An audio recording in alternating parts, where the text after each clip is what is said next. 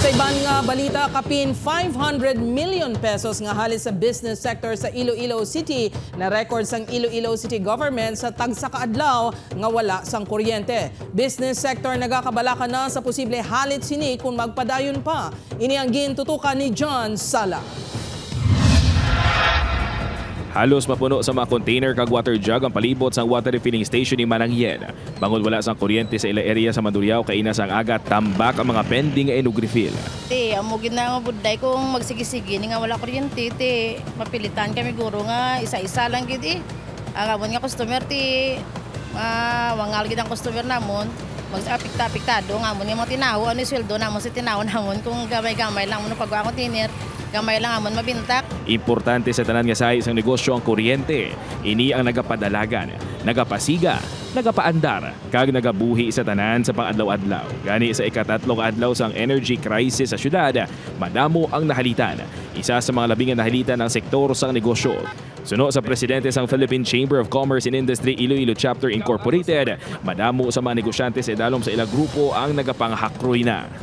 Everybody's pain nga ginabadyag subong sa diri sa syudad sang Iloilo sa probinsya. Sa pinakauling nga monitoring sang Iloilo City Government, bilyones na ang kabugusan nga halit sa tatlo ka adlaw nga energy crisis sa sektor sang negosyo kag komersyo sa syudad. Gapong kong legit po sa mga business community. Ang resulta nga ginatag nila sa akon is between 400 to 500 million a day.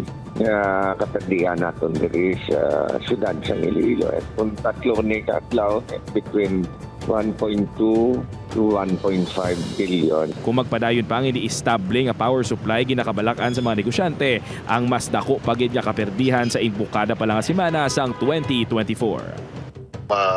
Sige atong problema sini lalo na syempre kung mawadaan kita kuryente ang downtime sa aton obra ang discomfort sa aton tanan sa negosyo naton kag mga inconvenience nga mahatag sang wala kuryente sa aton sige gina. Importante ang kuryente hindi lang para sa sektor sang negosyo o kon sektor sang transportasyon kundi para sa aton tanan. Gani panawagan sang publiko kung tani mabalik na sa estable ang supply sang kuryente. Upod, Carmel Porquia, John Sala, Western Visayas.